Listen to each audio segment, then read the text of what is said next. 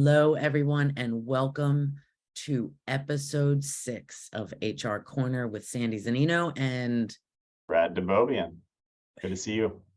it's always great to spend some time with you, Brad. I love our conversations. So what are we talking about today?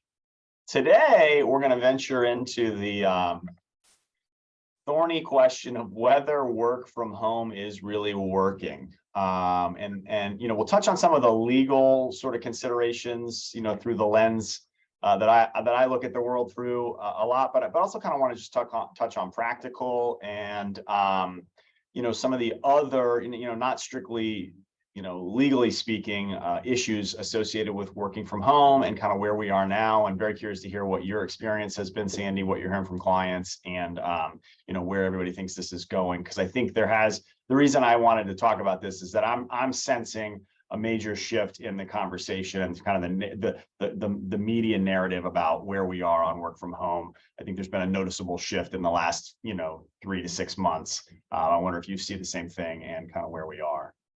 Okay, I think this is such a great topic, because the pandemic happened and people pretty much kind of got forced into remote work. Of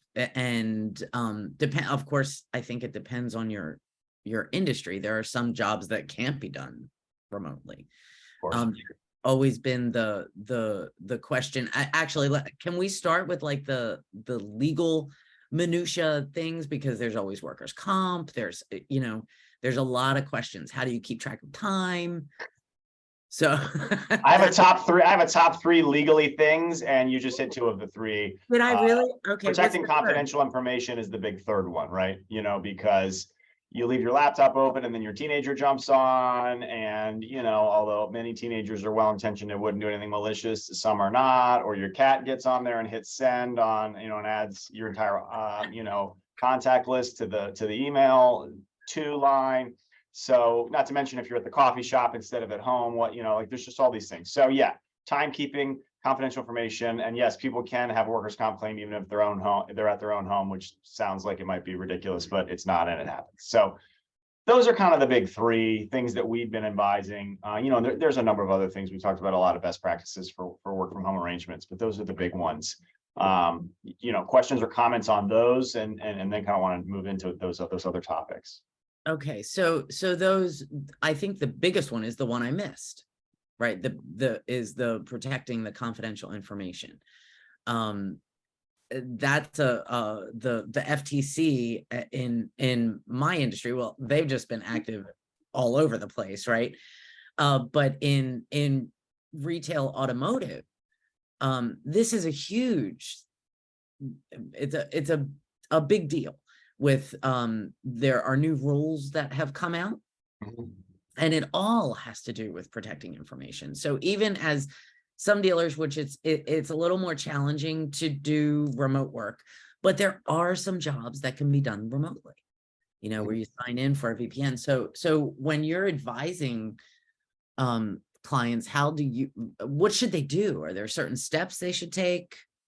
Yeah, I mean, I think it's all about, first of all, documents and policies, and then, really enforcing those. And, kind of the major, headline issues are you want to have everybody who has access to confidential information sign a confidentiality agreement, particularly if you have people who are going to be doing that in an environment other than the controlled workspace that typically, is the place where a person would have access to those things. And then you want to have very strict policies and procedures in place for how a person manages that, in their own personal workspace or away from the office, in terms of requiring them to log out, using only secure connections, logging out whenever they step away from the workspace from any place, just things like that, kind of common sense best practices, but things that often can go overlooked, particularly if you're used to only dealing with people having access to that sort of thing, in an environment that the employer controls, namely an office or other, employer-owned workspace. So, that's kind of where we came down on that. Yeah, it's been and for me, you had expressed a little bit of curiosity about what I see. Yeah. Right. So you have, some other clients that aren't in the any retail space. And sometimes there is the kind of a mindset that if I'm not watching you work, that means you're not working. Yep. I don't necessarily think that that is true, right? I think that there's this thing that I learned a long time ago about expectations, and if I expect good things, weirdly, things come out good. So if I expect good things from people, and clearly, I think that this is something that sometimes managers don't always do, is clearly articulate the expectations, right? So that your employees know what is expected of them and the behaviors that you want to see. Mhm. And I found a McKinsey study, because talent acquisition is a challenge for everybody. But there's not an employer that I talk to that doesn't say that they can't find people to work. And if anyone watching is against, remote work, I would probably suggest that maybe you rethink that for certain positions. It doesn't have to be for everybody, because I just read a McKinsey study where 58% of the 25,000 people that were polled, so that's a pretty good sample, I think, over a lot of different industries. 58% have the ability to work remotely, at least part-time. So when there's so much available out there, I think that remote work might add to your value proposition. And this is kind of why I wanted to talk about this, because I think we're really in the swirl of, how are employers dealing with this? Do they fashion it as a benefit and something they feel like they have to offer, apropos of the stat you just revealed, which, right? I mean, if people want it, and I think the message is clear that people want it on some level, and you're not offering it, right? That's a barrier to entry for the workers that you're trying to hire. By the same token, I think a lot of employers are, reckoning with, okay, we've been doing this experiment for 3 years, and maybe part of that time, we were 100% remote for everybody, at least for industries where, they were capable of doing that. And, I'm obviously in the professional services industry, and our office was shut down. We do a lot of clients that are similarly situated, but we're back now in probably any given day, 60 to 70% of folks are in our office. But I'm looking at the headlines, and I'm looking at stuff we're grappling with, in my own office, in terms of, is it working? Is it working for everybody? Do we have, mentorship gets thrown around a lot as sort of one of the things that's tough. I think it's broader than mentorship. I mean, there's a lot of, to be a legal professional, again, to use us as an example, right? There's just a lot of learning that you have to do, at the proverbial knee or around the table with somebody else who's been there before and who's done those things before you. And, yeah, Zoom's a facilitator, Teams is a facilitator, the phone's a facilitator, but I'm in the camp, it's not the same. And I personally enjoy a lot of the flexibility. I work from home, a day or two a week generally, or if I have an appointment that I have to make, it's just that the stigma has gone away, right? That if I need to do it, no problem, I can do it. But this notion that, we flip the switch and everybody could be wholly remote, whereas they weren't before, I think it's undermining a lot of kind of the pillars of, what gave certain businesses their identities, what was the secret to their success, the people, the culture, all those sorts of things. And again, I'm not laying down a final prognostication here, but I do feel like, whereas early in the pandemic and coming out of it, the Facebooks and the Amazons and everybody was like, hey, this, we're all in on this remote work thing. We're hiring people all over the world. This is the best thing since sliced bread. What are those companies doing now? They're laying people off. They're bringing people back into the office. And again, Silicon Valley is not everywhere, but it is sort of a leading indicator on certain things. And I think that they're not afraid to think outside the box. They led on this, and now we see them retreating a little bit. I'm posing the question, where are we going to be in another year or two? Well, I mean, honestly, I do think it really matters. The business matters, right? Like, you bring up a really great point about mentorship, and if you're a new attorney just past the bar,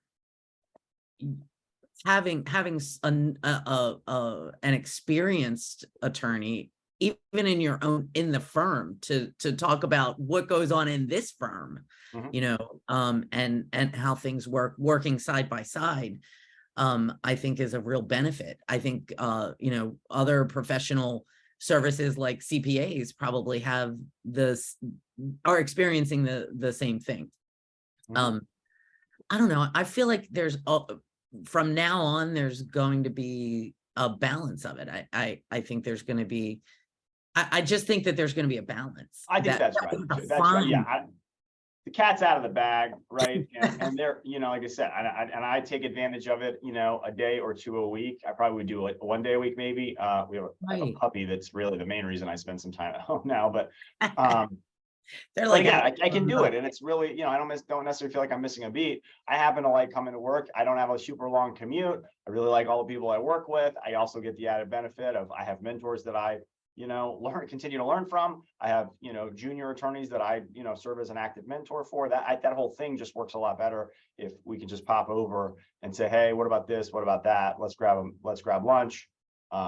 right. I think that making remote work or function in the way that you want it to function takes some intention as well from the organization.